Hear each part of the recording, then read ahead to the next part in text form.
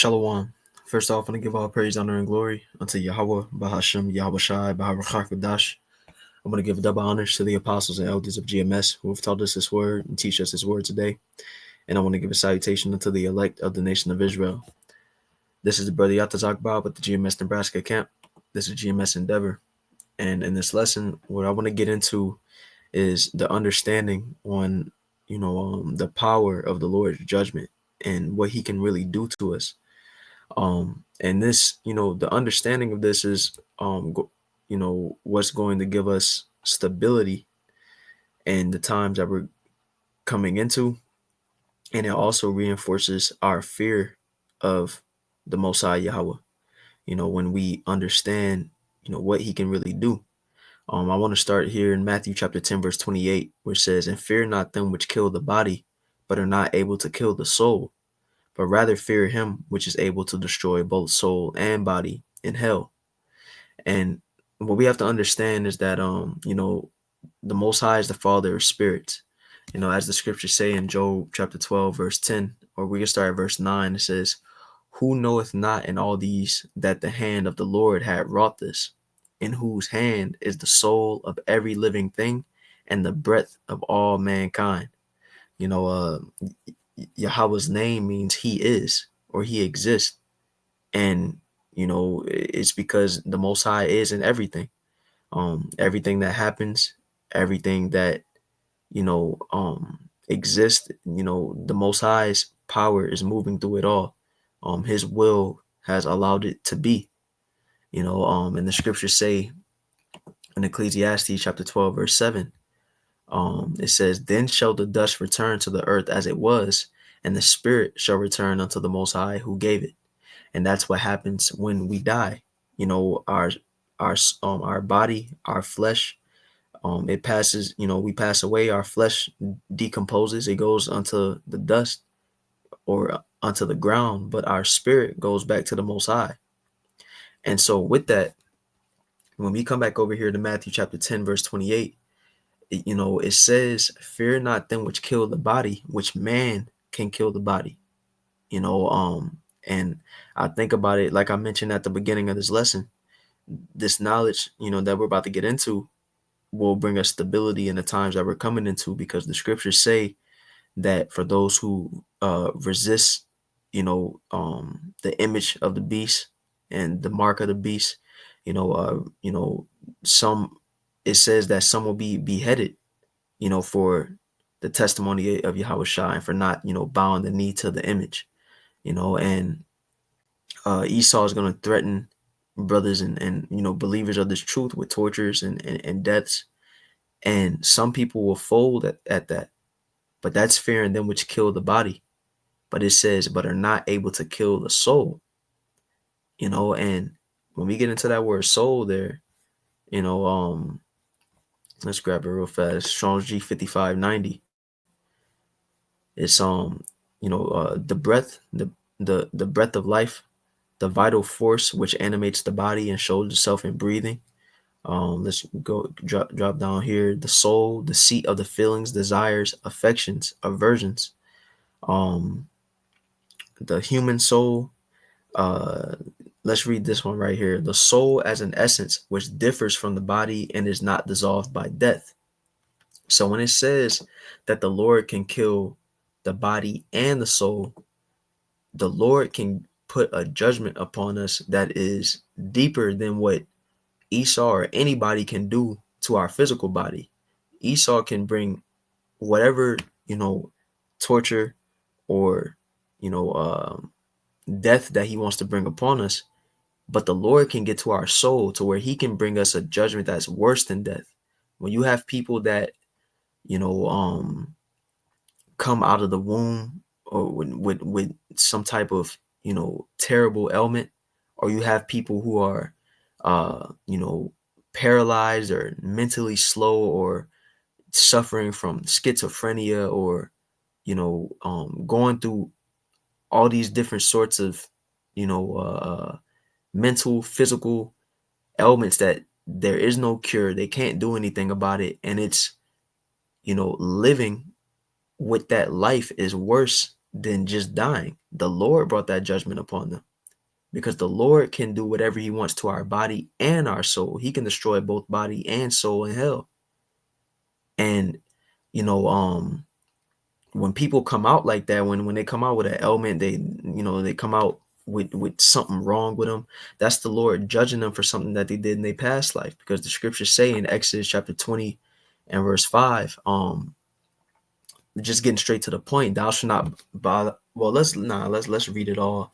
We're gonna start to verse 4. It says, thou shalt not make unto thee any graven image or any likeness of anything that is in heaven above, or that is in the earth beneath, or that is in the water under the earth.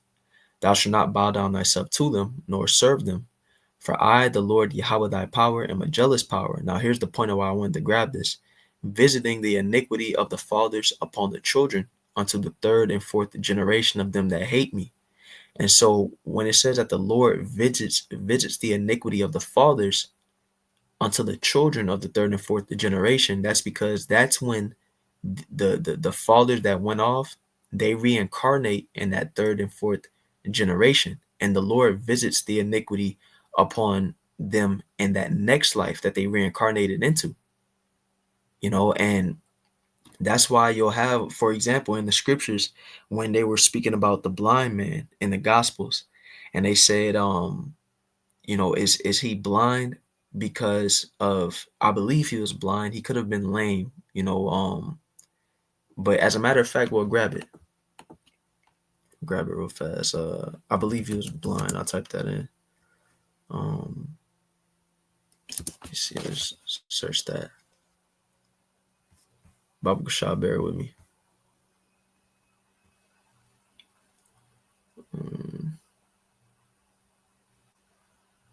Let me see.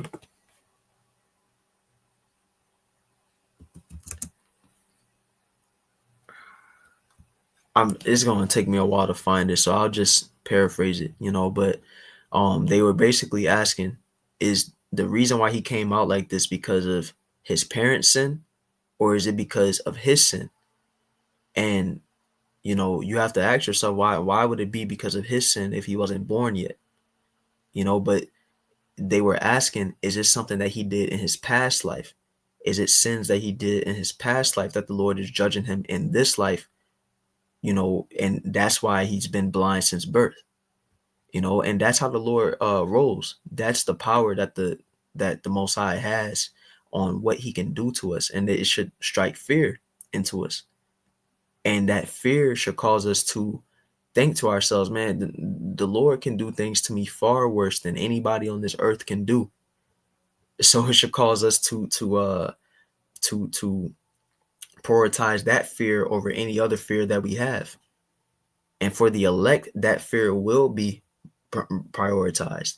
That's why the scriptures say in Isaiah chapter 33, verse 6, and wisdom and knowledge shall be the stability of thy times, and strength of salvation. The fear of the Lord is his treasure.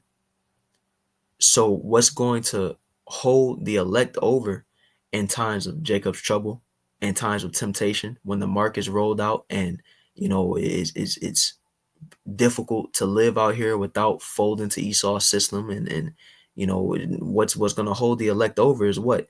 The wisdom and knowledge that the elect has. That's what's going to keep them stable. And when you get into that word stability, it goes into faith. It's what's going to keep the elect's faith strong. But also, aside from the wisdom and knowledge, it's the fear of the Lord that's going to be the elect's treasure.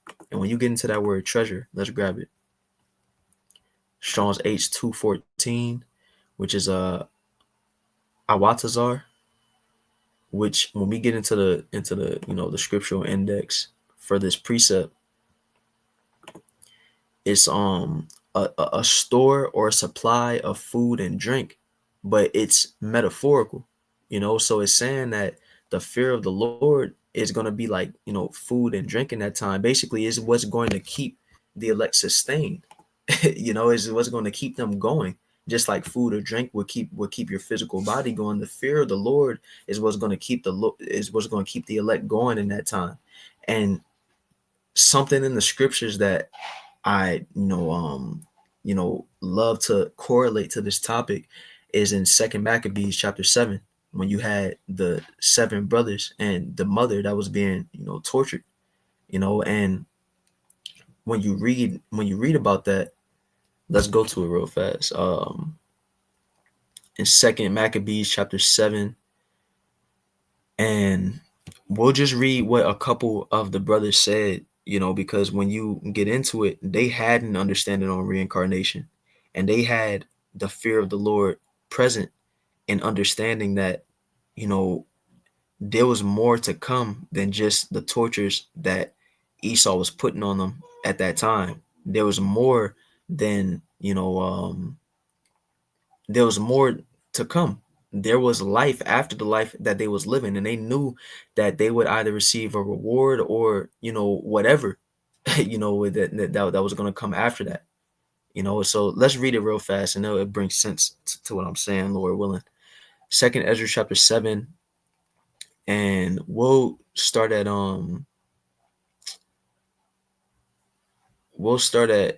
verse 7. It says, "So when the first was dead after this number, they brought the second to make him a mocking stock. And when they had pulled off the skin of his head with the hair, they asked him, 'Wilt thou eat before thou be punished throughout every member of thy body?'" Right? Because they was trying to get him to eat pork, and go off from the law.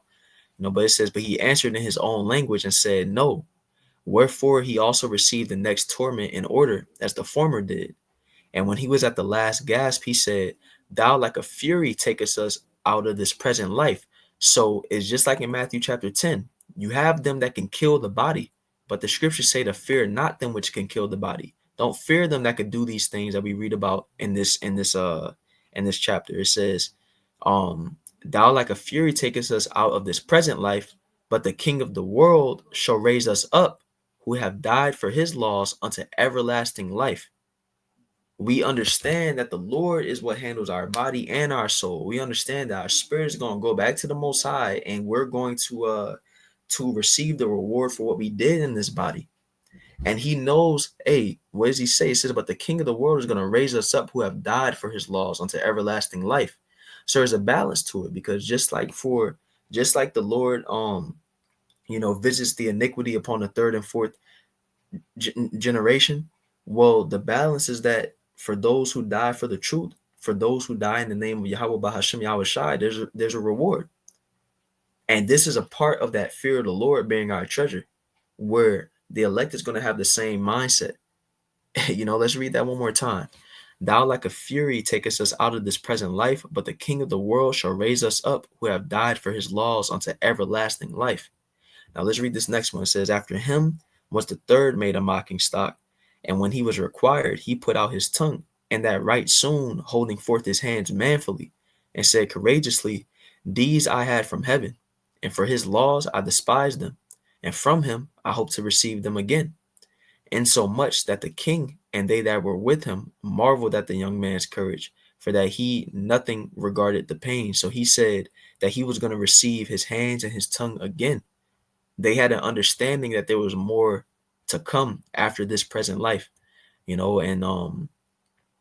for those who don't have this understanding, what's pushed in this world is that YOLO mindset. You only live once, which causes people to live to just live crazy lives, thinking that this is it, just try to do everything they could do, before they die. But that's not the right mindset to have. We live after this, and we don't want to be a part of that number in the kingdom where it says that some is going to wake up to everlasting